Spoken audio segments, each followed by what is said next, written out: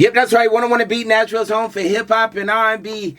And ladies and gentlemen, boys and girls, to the audience that, if you don't know, which I don't know how you couldn't know this, man. You did. But I got Young Buck in the building with me, man. What's up, my guy? Hey, man, it feel good, man. Had to slide through 101 The Beat. Yeah. You got the streets going crazy with the show, and it's only right. Welcome to Cashville, baby. Yeah, that's my guy, man. Believe that. Man, Buck, I mean, like, even when I came to Nashville, being from Atlanta, you know, your name was buzzing. You know what I mean? You had the songs, you had the streets, you had the city. What was that like? At what moment did you know, like, okay, yeah, like, we out of here? I mean, honestly, once I got to a place where I was consistently working around Eminem and Dr. Dre, yeah, it started to feel like we here. But my focus was, you know, I'm bringing the whole city with me. You know, we were still Nashville to the world. Right. So I had to say, you know what, let me move the end to the side and put the seat right there type thing to establish us on the hip hop side, because, you know, back then it was more or less Nashville we was just kind of categorized in country and kind of smothered under the whole country thing. And like I said, I would get in front of people and artists, and they could be from different cities, say LA, New York, or wherever the case may be, and I say I'm from Nashville, I was getting pushed to the back of the line. And so I'm like, now we got like, your getaway no harder than mine. We getting it out here for real too. Yeah. So let me figure out a way to get y'all attention. So even, you know, branding the city with Cashville, it got to a point, I would think I made it when people was like, so where's Cashville at? I've never been there. I knew I made it then. You know what I'm saying? Yeah. Yeah, man. No, that's hard. That's hard. Sure. So, like, let's talk about, meeting Dr. Dre. And when was the first time, like, he actually came into one of your studio sessions? Because I can only imagine, like, being a rapper during that age. Like, how old were you during that age? How old were you? I was right at probably 21, 22. Oh, yeah. So you know what I'm saying? Somewhere in there, you know. What was that like, seeing Dr. Dre walk into your studio session for the first time? I mean, honestly, it was me walking into their studio session, because I had just got flew out to LA because the record Bloodhound that the world hear, that's on 50 Cent's Get Rich or Die Trying, that was a record that I already had. You know, I actually sold that record to 50, and he put that on his album. First time I ever been paid that kind of money for a record in my life. But in the beginning, he wanted the record to be on his album. He took a couple verses off and kept me on the record. And you know, Eminem ended up mixing that record, and I think M played a big part in my career, because M was inquiring, man, who is dude on the song? Yeah. And 50 was smart enough to say, oh man, I already done signed him to G-Unit. So it was like, were you signed already? I wasn't even signed yet, you know what I'm saying? But, you know, I was getting a call, shout out to Shot Money. He was calling and was like, yo man, 50 want to fly you out, you know what I'm saying? And it kind of started from there. When I got to LA, I met him at a studio, and they had a beat playing in the background, and I was just vibing. Like, he was like, man, you got something to that? And that song ended up being G'd Up, which Dr. Dre produced. That was on the G-Unit album, Beg for Mercy. That was the first record I ever recorded with G-Unit. My first record I ever recorded was on a Dr. Dre beat. Yeah. So, you know, that it was more of an educational thing, because I found myself rapping, and then I look up and I hear a voice saying, hold on, stop that. You know what I mean? Say it this way. I look through the glass and it's Dre leaning over the SL board. You know what I'm saying? That was one of them surreal moments, because I've always been a fan, you know, of NWA growing up, and just a fan of Dr. Dre, period, as far as, you know, his beats and everything he's brought to the game. And I found myself right there in front of him doing my thing. So, you know, that was when I said, okay, Cashville, we here now, you know? So, like, growing up in Nashville, man, as you mentioned, having to change it to Cashville. What was it like growing up out here? Man, it was rough, but it was what you make it. Back then, of course, you got the streets. You know what I'm saying, and everything that come along with the streets. Mm-hmm. To me, it was a lot more. It was more unity back then in regards to the rap scene, because we was trying to get somebody on, in a sense. Like, the support was there. I couldn't have never, became Young Buck without Cashville and the support of Cashville back then, because it wasn't a rap scene. It wasn't like it wasn't Atlanta or Memphis up the street where they already had artists that's representing their city. It was us trying to get the radio to play our music and stuff like that. You dig what I'm saying? We had to hang our own posters up the poles and stuff like that. It wasn't no social media, no Instagram and stuff like that, where now, things has changed so much. But, from a street perspective, I grew up in the streets. I played sports, and I thought I was going to be the next Michael Jordan at a point of time in my life. And then I thought I was going to be the next Barry Bonds. Then it went to being Deion Sanders, because I played all these different sports. And then, the decisions that you make in life, you have to live with them. I choose to hustle based on the conditions I was living in. And that hustle led me to a lot of pain, a lot of, the struggle is always going to be there, if you ask me. Right. No matter what money you get in life or nothing, you still going to have some type of struggle you facing. But for me, mine was a little bit different. I'm sleeping in the alley. You know what I'm saying? My mom, she's moving wherever she was around. I didn't really know who my father was at that time, and it was just me trying to figure out a way. And the streets was my home, and that's the story that I gave off. And to this very day, I give off, even though the streets are no longer my home as much as they was when I came up out here. It's always a part of me, because that's what created me, you dig? Right. And, like I say, it was more unity back then. You had a lot of people don't know that we originated a lot of artists just from the culture of Cashville. Say Cash Money is one of the known crews that kind of really, that was, have emotion back then and came around here and fell in love with the culture of Cashville then. And, they started seeing the way we shine and implemented a lot of things that we do and done into their thing, which they openly talk about it. Shout out to Lil Jimmy, you know what I'm saying? He brought that situation around, and I remember being young seeing Tupac out here. You know what I'm saying? Tupac in Nashville? In Nashville, you know what I'm saying? It's for real, you know what I'm saying? Pac, Eazy-E, Pistol, he had situations and stuff with Eazy-E. I remember, waking up.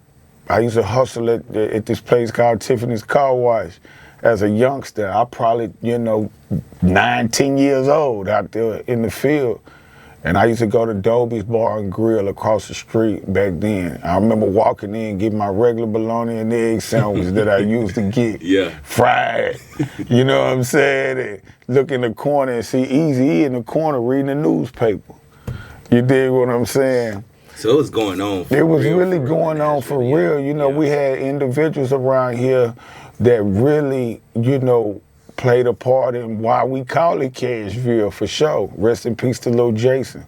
It's just a lot of real street legends that was giving the guidance to the youth. Some of it might not been the best, but it wasn't based off picking up a gun and going shooting somebody. Right. So much, of course you got that, but it wasn't the basis of what Cashville was. We was about getting some money. Mm-hmm. You know what I'm saying? And getting up out of these conditions, better than our conditions. And, we wanted to get out of the ghetto. We wasn't trying to remain in it, you know, and the older guys that were making it out, they was, you know, giving us the game and providing ways for us to get out too, you know what I'm saying? That kind of sums it up in a nutshell. Yeah. You did. What do you think the difference between the OGs then and the OGs now is? Well, a lot of the OGs, I think, now, they're not being OGs based off of, say, the youngster may be having more motion or more money than you. Now he becomes big dog. Mm-hmm. You understand what I'm saying? Now he the big dog or big bro or whatever. It's not really. It's not really based off of true, genuine game and knowledge given to the youngsters, and a lot of the youngsters having to be their own OGs now, right? Because the few that we do got, they, you know, the few good ones that we do got, it's not enough of us, I feel, that's guiding the youth or giving enough motion for them to have something to follow behind, a reason to listen to. You know what I'm saying? Mm-hmm. It's kind of hard to get a rich man to listen to a broke man. Mm-hmm. But it's kind of easy to let a broke man pay attention to a rich man. Right. His actions. You know what I'm saying? It's hard for a rich man sometimes to go back and tell this guy that you once was how to get it. You understand what I'm saying? Or even lead him down a way of correcting him when he do something wrong. Mm-hmm. You know, a lot of these OGs out here, they prey on the youngsters and send them out to do stuff that they wouldn't even do themselves. You know, so it's just a different generation as well. I salute a lot of the YNs, you dig? Because, you know, we look at it, I've heard people say, this generation crazy. We created them. My generation created this generation, so you crazy too. You dig what I'm saying? But yeah, man, shout out to you young ones, man. Stay focused, get to your money, you know, and take care of your family. Keep high power first, man, and it'll all work out. Cause that's what done kept me right here. You know, all I've been through and still pushing, and man, I'm wrapping circles around a lot of you youngsters out there still. You dig what I'm saying? Yeah, so, pop it in. Yeah, man, I got to because, you know, sometimes they'll try to write you out of history. Mm-hmm. You know, I see myself, well, from what I've done and the things that I've created for my city, and I've watched individuals like yourself, you know, come and uplift the city and uplifting the city and still going. Mm-hmm. That's motivation. You know, it's you youngsters, y'all can motivate us OGs too. Right. Because, you know, in places where sometimes, you know, everybody can make a left turn or run into a dead end. You know what I'm saying? It ain't based on your age. You can learn something from a fool if you listen. You did. Exactly. Yeah. But yeah, man, you've been a lot of motivation, you know, for me in different ways. I'll give you that. You know what I'm saying? I've watched you, you know, go from promoting a lot of the things throughout the city and building and having your own motion with your own thing, you know what I'm saying? Every time I look up, you're in a different country. Give me my passport back, y'all. I done paid everybody everything I owe. I'm waiting on mine. I don't owe nobody nothing, you dig? Yeah. No, I appreciate that, my guy. But that's facts. And I can say, you know what I mean? You've been rocking with me from the beginning. For sure. And you've always been there to be like, yo, man, stay focused, stay locked in, keep God first. So I always appreciate that. Yeah, most definitely. Especially with me not being from here, you know, it means a lot. You know what I mean? Most definitely. Coming from somebody who has made a major staple, not only in Nashville, but in the world. And speaking on that, man, we want to give you your flowers while you were here. Appreciate it. To let you know, man, you know, you have literally, you know, put on the city You know what I'm saying? For sure. And you're still around. You still come around. You still support. You still show love. You don't come in the club asking for shit for free. You know what I'm saying? No, so, you don't do that. That's a no-no. Yeah, so like that's a no-no. We can't be Cashville and coming in there expecting for these folks to. I mean, they give love, but you gotta give love too. You know what I'm saying? Right. I appreciate the love. So yeah, let's all make that a no-no in Cashville, man. Thinking somebody supposed to give you something. You did. Right. We had to work for it, whether you was born and raised here or not. Because there's a lot of guys that's just as much a Cashville that wasn't born in this city, and you one of them. I mean, look at Dola White. You know what I mean? Him and Scooby kind of broke the whole narrative of music can't get played up here and things like that by just, I've watched them pound the ground where they DJing in clubs, DJ Crisis, shout out to Crisis and Black Rob and all the stuff that he's been doing. So it ain't about where you from, it's about where you at. And I can say for a fact, it's a lot of guys that has brought us to where we at that's not where we're from. So we appreciate that as a city. We got to learn to start embracing the things that people bring to the table versus trying to find a way to hate against somebody because they quote unquote is not from here. You dig what I'm saying? If you feel that way, get out here and make it happen for yourself too. Like I say, y'all motivated me in real ways to the point where I'm about to open up my sports bar now. Buckets on Buchanan. You dig what I'm saying? Yeah. The Locker Room Sports Bar and Lounge, we will be going up, you know what I'm saying, very soon. So, you know, like I say, the city's about growing. Nashville is growing. We got a great mayor, you know, that's opened doors in places where they've been closed at, you know what I'm saying? So it's one of those things where we gotta grow with the city, you know? And there's so much talent in the city, and male and female. We got so many different artists out here that got it. Right. They got what it takes to get to that next level. But what we have to do overall as a city is we have to support it. We have to support that. We have to take care of our own. You understand what I'm saying? We got to push our own.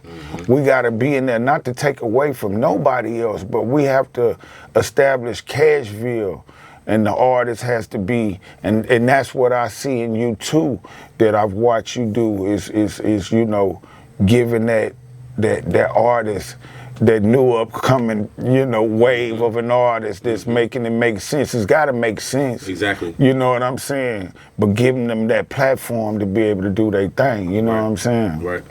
So you done traveled the world. Yes, sir. What was can you name your favorite show ever? My favorite show? Your favorite show. Radio show? No, show. Just show. Like, show that you did. My favorite show. Jamaica. Okay. Jamaica by far. Yeah. In Kingston.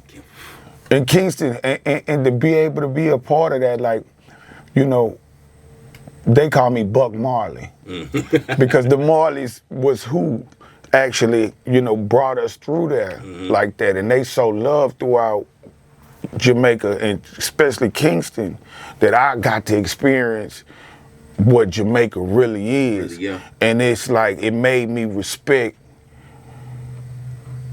the United States in a different way, because I watched these brothers out there literally almost like policing themselves. Right. You dig what I'm saying?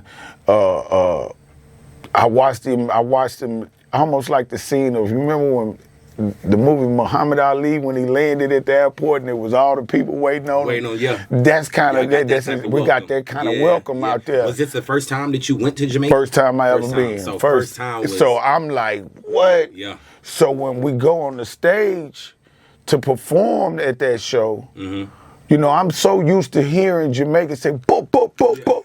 You know what I mean? I did not know that's only because they don't have a gun in their hand at the time. You get what I'm saying? They said, book. But in real life, they let that fire go when they love you. Right. So I come running out on the stage, you know what I'm saying? And all I see is just flashes of gunfire everywhere. And then I'm looking and I kind of, stop.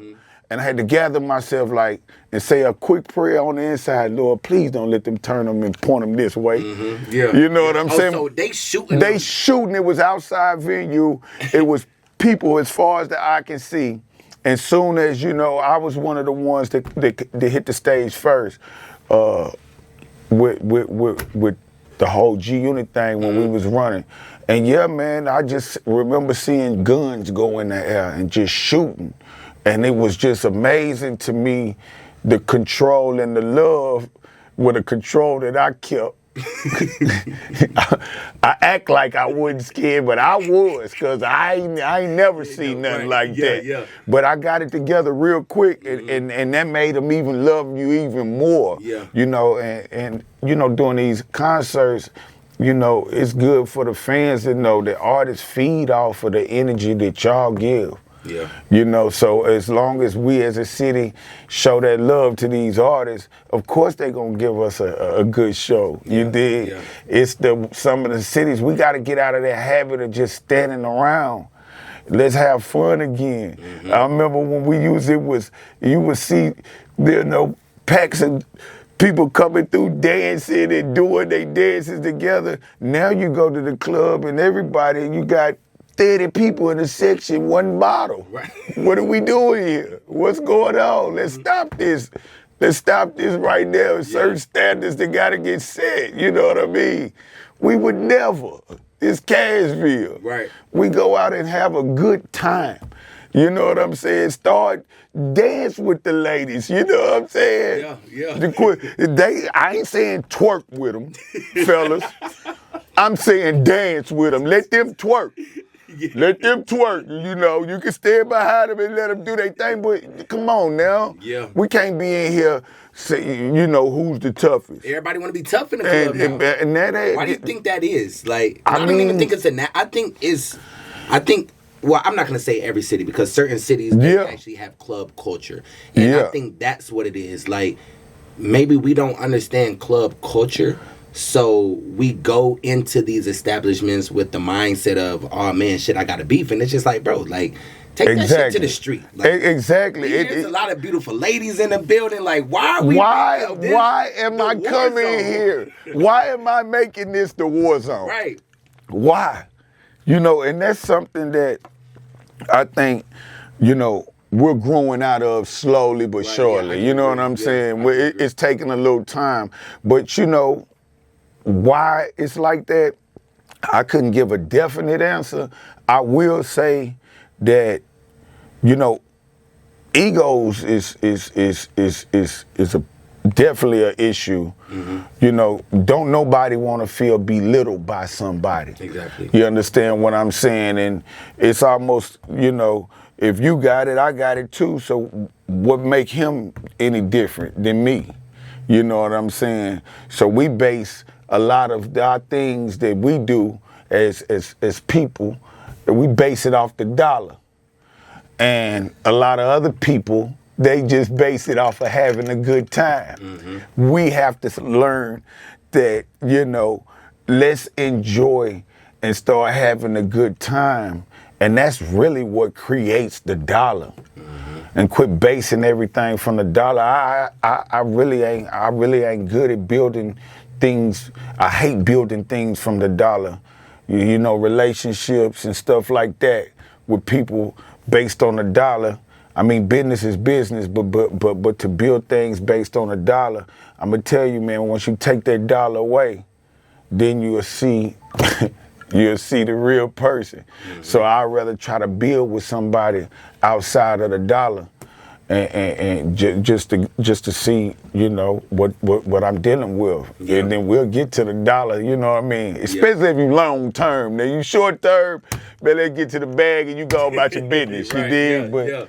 Yeah, long term friends and things like that, man. Let's build, you know, from a real place, man, and keep elevating in the city, man, and making sure that we listening to Target Practice. I got the hardest EP out there in the streets, and y'all act like I'm not still him. Yeah. What's your favorite? What really got you into, like, when you? What moment was that where you're like, all right, yeah, like, let me jump back in this studio. Let me really let them know, like, I still got it. Like, what did that for you? Running into you at Minerva. You was like, OG, come on, man. You gotta turn up, man. Let's turn up, man. Yeah. Come on, man. Yeah. And then I'm sitting there like, you know what, you right. You know what I'm saying? I didn't know you remember that. I remember that. You know what I'm saying? Because it was genuine and you meant that. It was like, man, come on, man. You know you got this music. You was telling me that. You in crisis. You know, he really pushed a line. And then I'm like, you know what? It was just like a light bulb went off in my head. But that was one of the moments that I can honestly say where I had a feeling of like, you know what? He right. I do need to get out here and do it not only for myself, but for my city. I work hard to put this city where we at with it. Right. You dig what I'm saying? Yeah. And I ain't gonna lie, I felt some type of way when I started to go through a lot of things. I didn't feel like I was getting the support that I deserve being from my city. Mm-hmm. You understand what I'm saying? Whether it was out from the DJs, even from the radio station. Mm-hmm. Dola White, I was looking for you for a minute. But now I'm like, hold on, man, my people gotta stand up for me, bro. Like, but at the same time, I realized I was being selfish. Yeah. Right there. You know what I mean? That was a selfish moment for me because, you know, they stood up for me and they still standing. I gotta give them something to stand for. Right. You get what I'm saying? Right. What do I expect? Who am I to hold my hand out? You dig what I'm saying? Mm-hmm. No, I gotta be the one to continue to build and keep working and going and just having good people in my corner. Shout out to Charlie P. You know. And in my circle, like I got a small circle that was like, you know what, it's time, man. You know, and here we go. You know, I dropped the first EP I put out was the Renovation. And this is the beginning of my press run. This the first stop. It's my hometown city. This is my beginning of my press run. Yeah. You know, and now it's a few local podcasts and stuff like that I'll jump on. I'm sorry, I can't do them all, but I'm a few ones that make sense. But this is definitely the first stop of my promotional run. I got the Renovation EP out there. I got Target Practice, which is making a lot of noise. I'm about to drop the first video from that this week. So yeah, man, and we your rocking. videos and your promotion for Target Practice been nuts. Like you've been in your bag. Like I had to grow my braids back on y'all. Really, they thought it was a game. You feel me? Nah, man.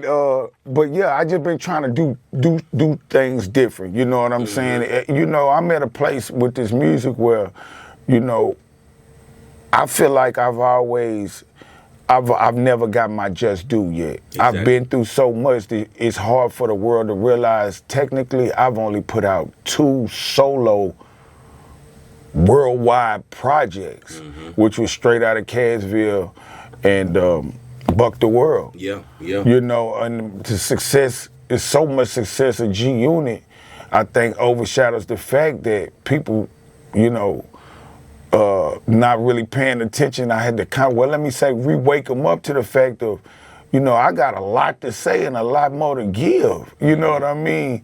And the things you go through in life, it make you who you are. I wouldn't change none of this, man. Yeah. All the bashing and the he say, she say talk and all of that, it ain't did nothing but made me stronger mentally. You know, physically, it's put me in a place where, okay, let me make sure I'm here to enjoy this money and to make this success happen. Right. You know, and health-wise, things like that. But I wouldn't change nothing that I done been through because it done molded me into the man I am today. And I couldn't have got to this place where I'm even able to mentally see things different without going through the things I done went through, man. Right. So, you know, I appreciate the haters that I do have because y'all keep pushing and motivating me to be great. So I can't tell y'all to go away. I'm going to just say be careful, but at the same time, keep on adding fuel to my fire because I'm going to keep on pushing. It's Cashville. You dig what I'm saying? This is what it is with us. And, you know, we got some artists that's moving very well, making the city look good. Shout out to Lido. Okay. Shout out to Jelly Roll. Yeah. Watching them guys, you know what I'm saying? Take this Cashville flag and carry it around the world. You dig what I'm saying? And there comes a time where it starts to open up doors for different artists. Now you got Black Wizard where Cashville be balling. Yeah. Which is a record. Yeah. You know what I'm saying? Why was so much scrutiny behind that record? I mean, you know what? Everybody wants to see a tragic story, right? A tragic ending. Not everybody, but that's what we kind of been. We it's almost like crabs in a bucket. Like one make it out, or one is on the way of getting out. It'd be our own people pulling us down. You dig what I'm saying? Instead of lifting us up, and I do my best, man, to try to push and promote the ones that's making sense throughout the city. Exactly. You know what I'm saying? That's pushing and making, you know, I can't make these people love you. I've worked with pretty much every artist, so many local artists, and I used to deal with the whole quote-unquote gatekeeping thing where, yo, Buck ain't put nobody on for the city. No, Buck put so many on in the city and put so many people in position to get on in the city that it's up to them to, you know, take their journey, you know, and I'll be there to help push as much as I can. You can't baby feed them. I can't baby feed you. You gotta have that drive, that it factor in. Or ask you to starve. Right. You know what I'm saying? Exactly. Because it ain't always been good over this way. You know what I'm saying? I've been going through it too. So before I ask an artist to, you know, come over here and starve, no, man, I need you to get out there and you could possibly make a way for both of us. You know what I mean? Instead of sitting around thinking somebody owe you something or we can just wave a magic wand and put you on. If that was the case, I would have the whole city on. You know what I mean? I want to see you shine. I want to see you win. But like I say, I'm here for the long haul, man. And that's what I appreciate about my career is that ain't too many of them been through the type of scrutiny and things that I done experienced in the career. You know, Pac did, but how do you deal with the scrutiny? How do you deal with the naysayers or the like what? That's a great question because honestly, man, I'm just adjusting to it. Yeah. You know what I'm saying? You never really deal with it. You have to adjust to it or I'm gonna be in somebody's graveyard or penitentiary. So adjusting to it, for me, what I had to do was honestly, I had to realize I was fighting public opinion and I'm never gonna beat it. So that put me in a place where I had to let go and let God. And once I did that, my own sanity started to clear itself, and everything just starts to fall in place. And when I say by letting go and letting God is, you know, it's easy for me to reach out and touch somebody that got something negative to say, especially if they locally. But to get rid of that mentality was hard. And that's what I focused on is like, man, I can't do what they want me to do. They want me to crash out, then I'm the bad guy. Oh man, you let them trick you off the street. He just was saying this. He just saying, you know, you're never gonna win. Yeah. And once I start to understand that, man, I'm watching me, you know, get to where I gotta go. You dig? So that's where I'm at. how would you describe the lowest moment of your life?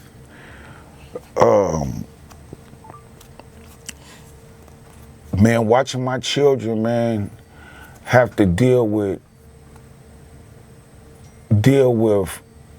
the repercussions from my actions. You understand? And even though a lot of it was quote unquote not my fault or not real, people don't really understand that, you know, when you're an artist and you done made it where I've made it at, you know, your life is like a public record. You dig what I'm saying? So it's like my children, you know, they had the experience, you know, this person or that person saying that about their father, and they kids, they don't know how to take that. So watching my children cry like, Daddy, why they saying that? Why they did this or why they that almost got a lot of people hurt. And had I been the same individual, the man I was yesterday ain't the man I am today.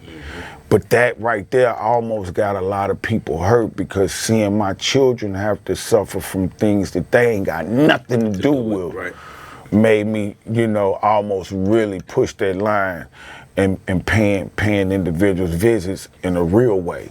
But I realized, you know, going down that route, I'm gonna hurt my kids even more, because I'm either be gone or in the penitentiary.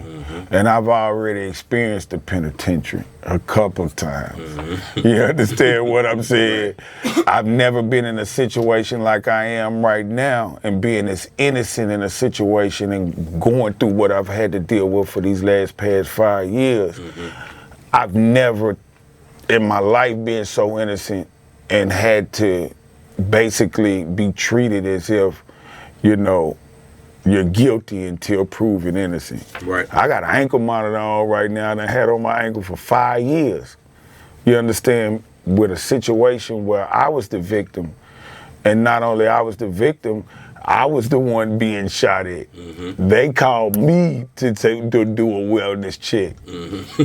Sumner County, you did, to do a wellness check to make sure I was straight. Somehow, all of a sudden, you find out it's Buck and try to charge me with this lady guns. Not only do you charge me with that, you throw her case out 5 years ago. Now she's past the statute of limitation. You couldn't even charge the lady if you wanted to. What am I being charged for and paying $350 a month for an ankle monitor, taking drug tests and having to report to a PO 3 days a week, 3 days a week on bond? You jack my bond up even 50 more thousand. I was on $80,000 bond. I'm on a $130,000 bond as an innocent man, and it's been this for 5 years in my city. I've reached out to my mayor like, do you see what's going on? Can you help? And of course, he's not the mayor of Sumner County. He's Davidson County, but he's been, you know, sympathetic to my situation, where he's like, you know what?